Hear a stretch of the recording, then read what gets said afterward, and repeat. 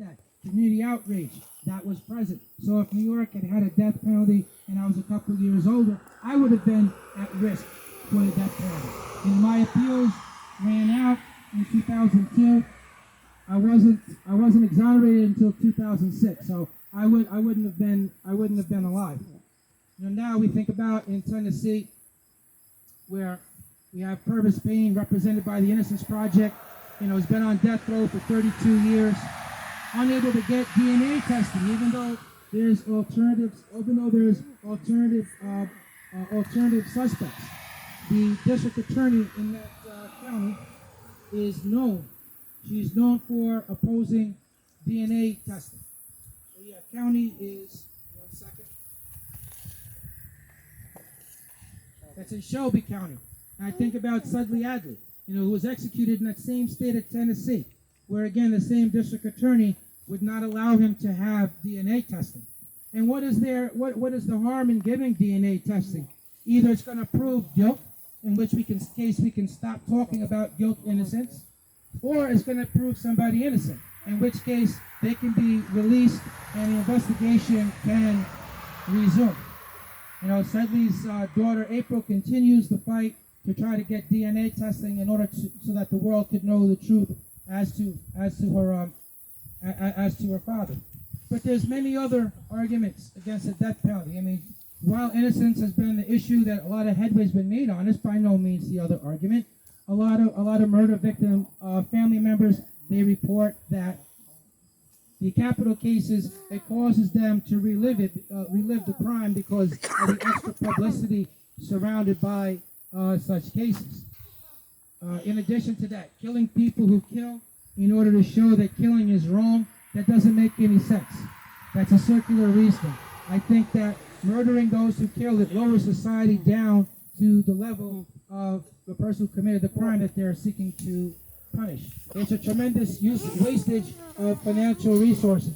Many people think it's cheaper to just go ahead and execute people, but it's not. Those cases are much more expensive than than other cases. I think keeping people on death row 10 years, 20 years, 30 years in conditions of solitary confinement, and then to just execute them at the end, I think that's inhumane. At the same time, it's impossible to speed up the executions without running the risk of wrongful executions.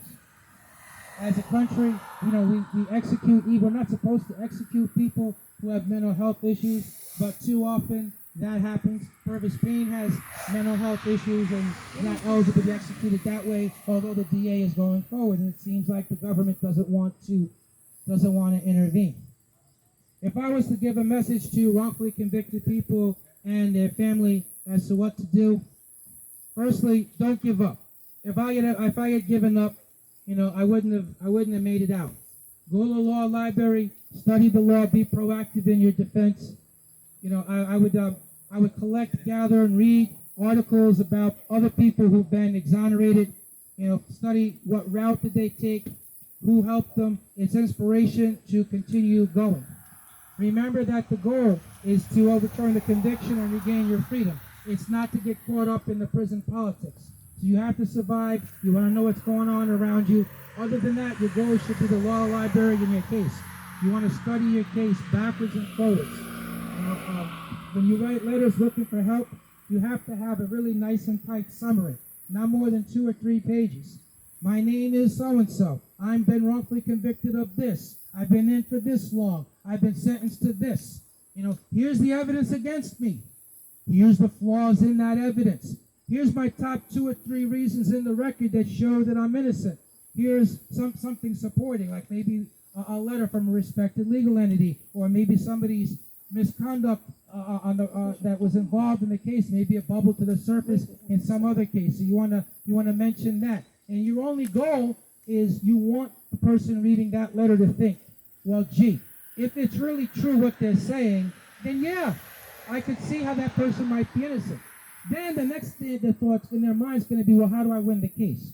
So if you're writing that letter, it's in your interest to illustrate how you think the case could be won. So any type of new evidence that you've heard about, if there's witness names that are in the police reports that haven't been uncovered, those are all, you had to suggest different directions to go in. And then you end, thank you for your time and consideration. I'd love to tell you more about my case, but I'm respecting your time right now. I'll wait for you to ask me that. The longer the letter is, the less likely it is that people are going to read it. Do not delude people with legal documents. The more you send, the more you're going to scare the person receiving it. Mention that there's documents you could share, but you'll wait for those to be asked for. So if you're a family member, you want to share those tips that I just mentioned. You want to share articles of people being exonerated. There's lots of articles about wrongful conviction. There's a ton of books out now. I would suggest buying them and sending.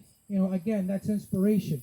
While you're inside, outside contact is very important. So maintain contact however you can. Whether that's a phone call, whether that's a letter, whether that's the occasional visit. Outside contact is very important. I had to fight off feelings of helplessness, hopelessness, thoughts of suicide. I thought about giving up. I had to fight all those things off. So, I know how difficult it is. And speaking of phone calls, I want to mention, the practice of the prison system in overcharging for the collect calls. That's another thing, that needs to, and that discourages, families from staying in touch. And so that's the opposite direction, towards rehabilitation. And I want to thank the event coordinators and everybody who came out. Thanks for listening to me. I know it took a little bit much, but look, I was in for 16 years. I could never get anyone to hear me, and I have a lot of things to say. I'm trying to make some valid point and to share. I have not just my personal experience, but I've also been formally studied.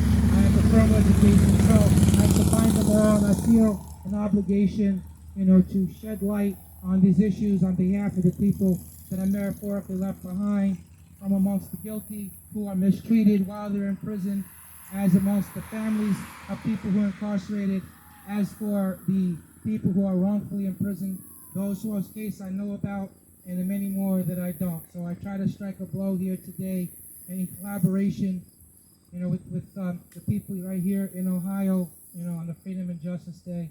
Thank you very much.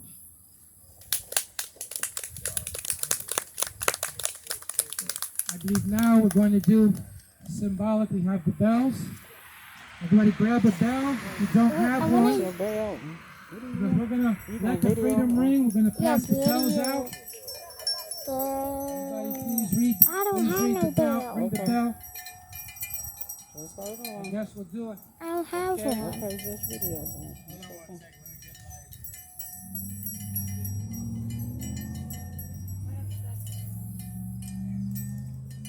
No. Granny, what about me? I don't have one. Okay, I have to get one Alright, for you ready? this time. Ready? Alright, so we're going to count down on 3. In solidarity with the other states that held events today and in some other countries, we're going to ring the bell. It's going to symbolize, our recognition, our insistence that constitutional rights under the U.S. Constitution, state constitution rights for all prisoners must be respected. We need criminal justice reform. We need to end wrongful conviction. We need criminal justice reform. We need Gotta prison hold it reform. still. On 1, 2, 3.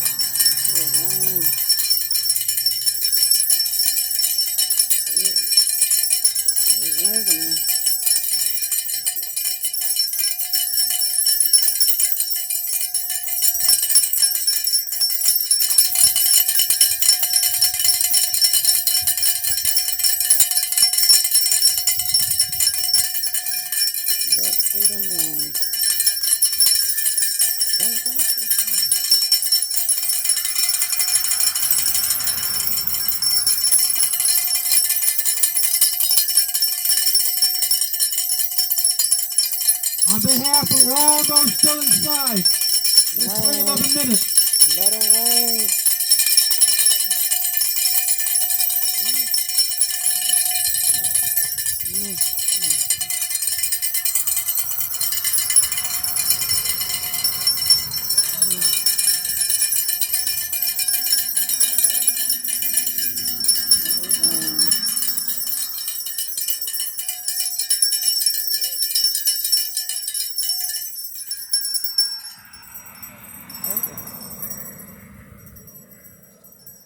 All right, everyone. That was very emotional for me, and I know it was very emotional for a lot of you guys.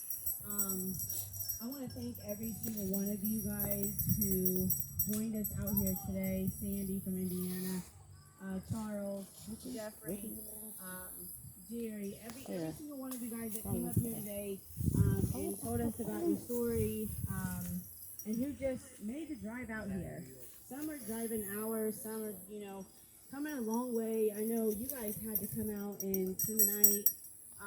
This right here is what it's all about, coming together, being united to get our voices heard, because if we do not come together, nothing is going to change. Jeffrey told a story, his story, about his life. Countless days, years gone that he lost, that he'll never be able to get back because of a wrongful conviction. It is so sad that this is happening every single day. My loved one, your loved one, her loved one, his loved one. There's so many stories that nobody will never hear. But today, at this rally, at many rallies across the nation, we rang those bells